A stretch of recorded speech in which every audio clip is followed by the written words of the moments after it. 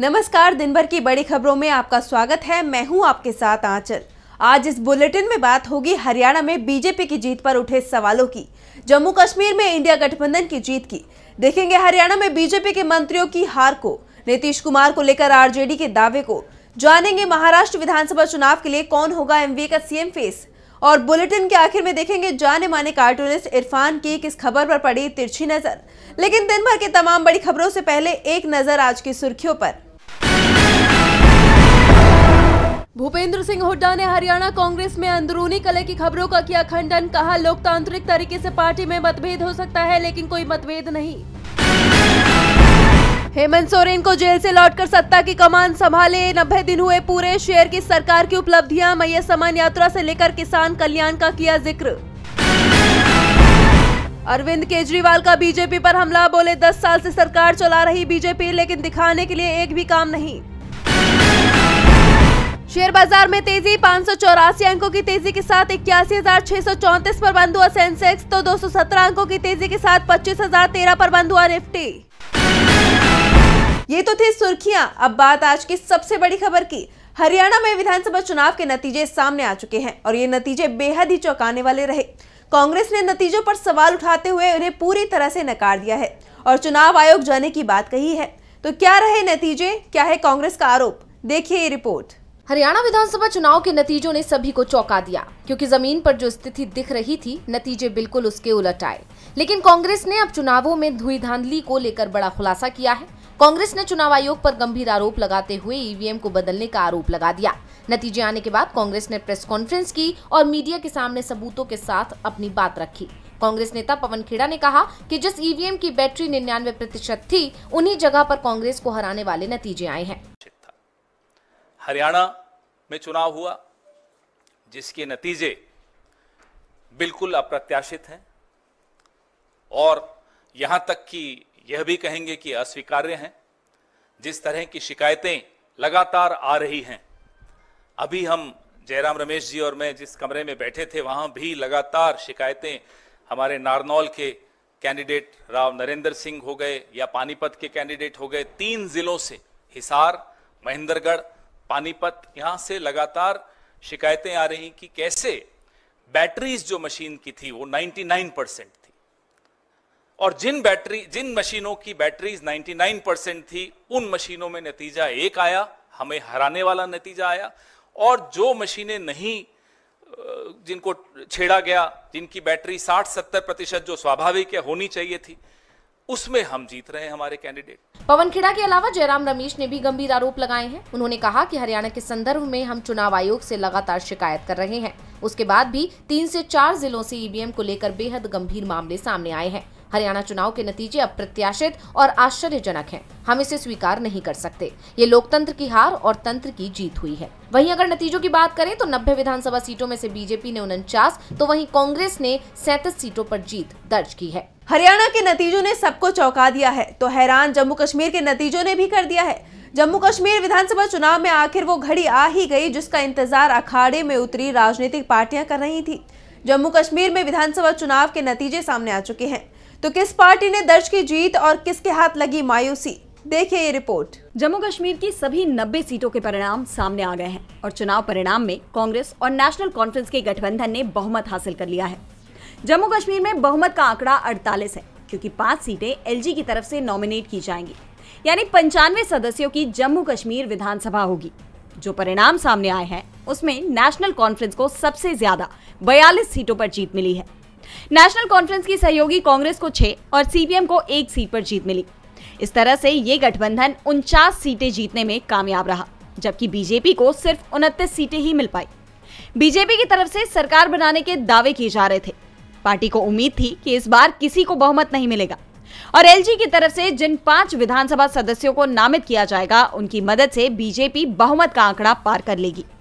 लेकिन बीजेपी की कोई भी रणनीति काम नहीं आई। ना तो उसे जम्मू में उम्मीद के अनुसार सीट मिल पाई और ना ही कश्मीर में वो खाता खोल पाई। जम्मू कश्मीर की जनता ने बीजेपी को पूरी तरह से खारिज कर दिया। बीजेपी के साथ जम्मू कश्मीर में सरकार बनाने वाली महबूबा मुफ्ती को भी चुनाव में जबरदस्त झटका लगा। उनकी बेटी इल्तिजा मुफ्ती चुनाव हार गई। पार्टी को सिर्फ 3 सीटों पर जीत मिली। जबकि 2014 में हुए चुनाव में पीडीपी को राज्य में सबसे ज्यादा 28 सीटों पर जीत मिली थी। चुनाव परिणाम सामने आने के बाद नेशनल कॉन्फ्रेंस के चीफ फारूक अब्दुल्ला ने ऐलान कर दिया है कि उमर अब्दुल्ला राज्य के सीएम होंगे। जम्मू कश्मीर के नतीजों से बीजेपी को बड़ा झटका लगा है, तो वहीं हरियाणा में बीजेपी जीत कर भी हार गई है। हरियाणा की 90 विधानसभा सीटों पर मतगणना के बीच सभी की नजरें नायब सिंह सैनी की लाडवा सीट के साथ ही सरकार में मंत्री रहे नेताओं की सीट पर भी थी। सैनी सरकार में मंत्री रहे कई नेताओं को हार का सामना करना पड़ा।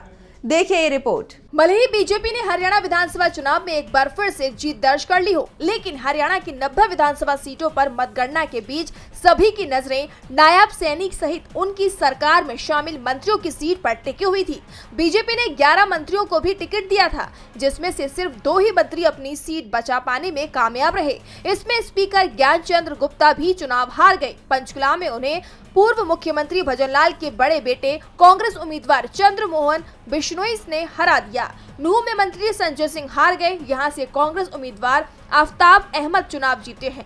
जगाधरी से मंत्री कंवरपाल गुर्जर चुनाव हार गए हैं। यहां कांग्रेस उम्मीदवार चौधरी अकरम खान ने जीत दर्ज की है। इसी के साथ हरियाणा की हॉट सीटों में से एक हिसार में स्वास्थ्य मंत्री डॉक्टर कमल गुप्ता तीसरे नंबर पर रहे। उन्हें यहां निर्दलीय चुनाव लड़ रही देश की सबसे अमीर महिला सावित्री जिंदल से हार का सामना करना पड़ा, जबकि थानेसर में मंत्री भाजपा उम्मीदवार सुभाष सुधा कांग्रेस उम्मीदवार अशोक अरोड़ा से चुनाव हार गए। बात रानिया सीट की जाए तो यहां से मंत्री रणदीप चौटाला चुनाव हार गए। यहां इनेलो बसपा उम्मीदवार अर्जुन चौटाला ने जीत दर्ज की है। इसी के साथ अंबाला सिटी से असीम गोयल और नांगल चौधरी से अभय सिंह यादव चुनाव हार गए, जबकि पानीपत ग्रामीण से महिपाल टांडा और बल्लभगढ़ से मूलचंद शर्मा ने जीत दर्ज की। ऐसे में सवाल ये उठ रहे हैं कि जहां सीएम नायब सैनी ने जीत का जश्न मनाना शुरू कर दिया है, तो वहीं उनके मंत्रियों को मिली हार ने कई सवाल खड़े कर दिए हैं। हरियाणा में बहुमत मिलने के बावजूद बीजेपी को झटका लगा है, तो बिहार से भी बीजेपी के लिए अच्छी खबर नहीं है। नीतीश कुमार को लेकर चर्चाएं चल रही हैं कि वो पलटी मारने वाले हैं, और अब इसे लेकर आरजेडी का बड़ा बयान सामने आया है। आरजेडी नेता भाई वीरेंद्र ने बड़ा खुलासा किया है। तो क्या कहा भाई वीरेंद्र ने, जानने के लिए देखिए खास रिपोर्ट। बिहार की सियासत में हड़कंप मच गया है। अब तक तो केवल चर्चाएं सामने आ रही थी कि नीतीश जल्दी ही पाला बदल लेंगे, वो बीजेपी के साथ बड़ा खेल करने वाले हैं, और अब इसे लेकर आरजेडी ने बड़ा दावा किया है। पार्टी का कहना है कि नीतीश बीजेपी के साथ नहीं रहना चाहते। आरजेडी नेता भाई वीरेंद्र ने कहा कि नीतीश कुमार की सोच बदल सकती है और वो कभी भी तेजस्वी यादव को फिर समर्थन दे सकते हैं। दरअसल हाल ही में जेडीयू की राज्य कार्यकारिणी की बैठक हुई। इस दौरान पार्टी के दिग्गज नेताओं के बीच बिहार में 2025 का चुनाव नीतीश कुमार के ही नेतृत्व में लड़ने का फैसला किया गया, लेकिन इस बैठक को लेकर नीतीश कुमार की तरफ से कोई बयान अब तक सामने नहीं आया है। ऐसे में आरजेडी नेता भाई वीरेंद्र ने उनकी इसी चुप्पी पर सवाल खड़े कर दिए हैं। उनका कहना है कि नीतीश कुमार की इस चुप्पी के पीछे कई वजहें हो सकती हैं। कभी कभी रात में नीतीश कुमार सोचते होंगे कि वे किस फेरे में पड़ गए, देशद्रोहियों से हाथ मिला लिया। ये सब याद कर नीतीश कुमार चौंक जाते होंगे।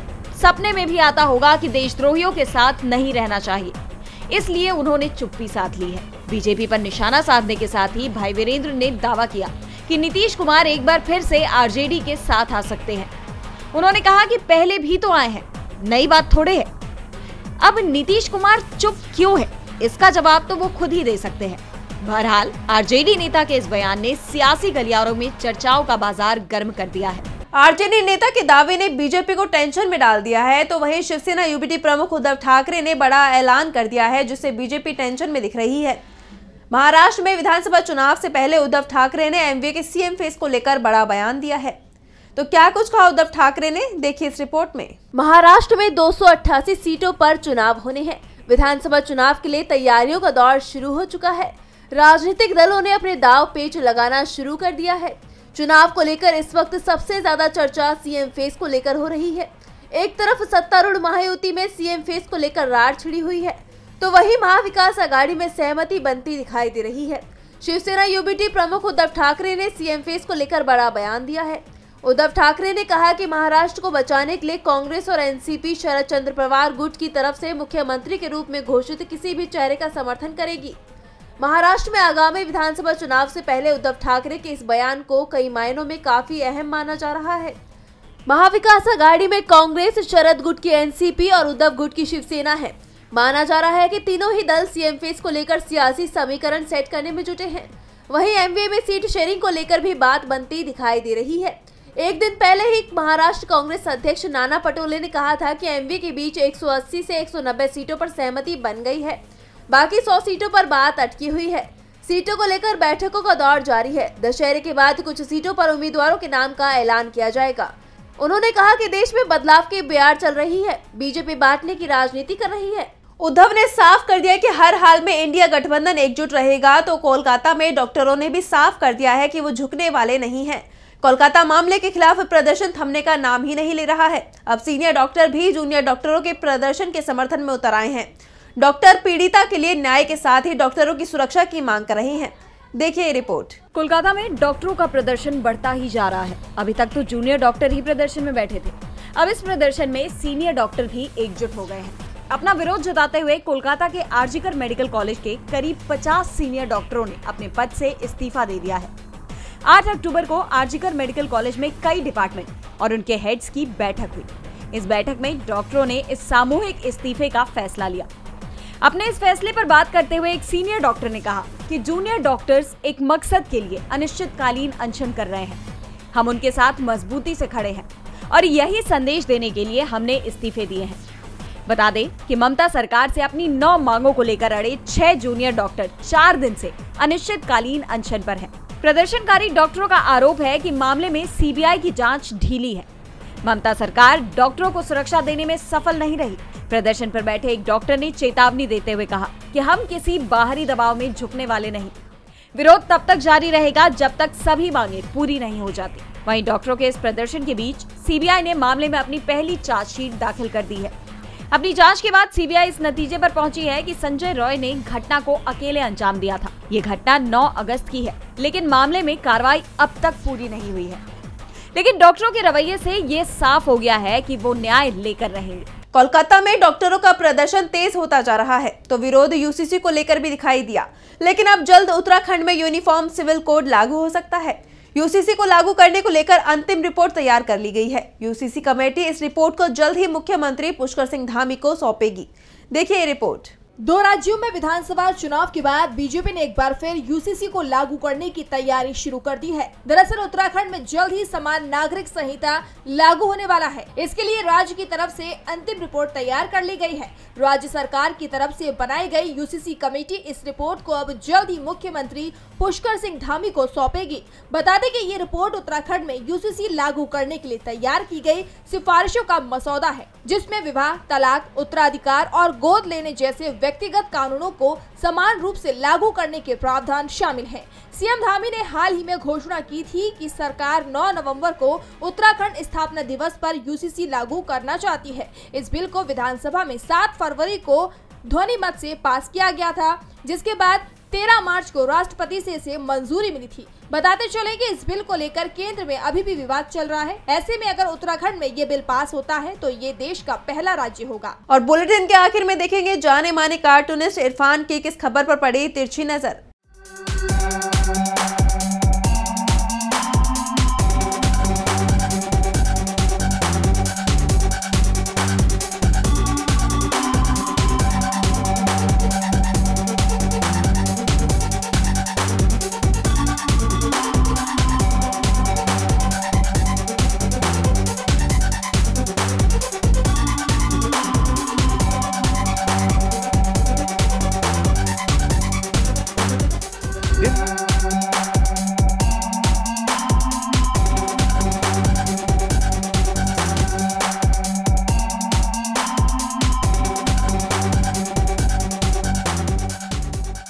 हरियाणा में एग्जिट पोल का सब उल्टा पुल्टा हो गया, लेकिन कश्मीर में कश्मीरियों को लंबे वक्त के बाद अपनी बात मतदान से कहने का मौका मिला और उन्होंने भाजपा से धारा 370 हटाने का बदला वोट डालकर ले लिया।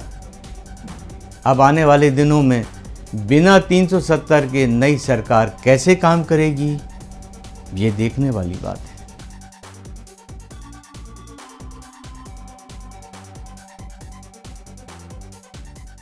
बहुत बहुत शुक्रिया इरफान जी। तो आज इस बुलेटिन में इतना ही। आप देखते रहिए डीवी लाइव। नमस्कार।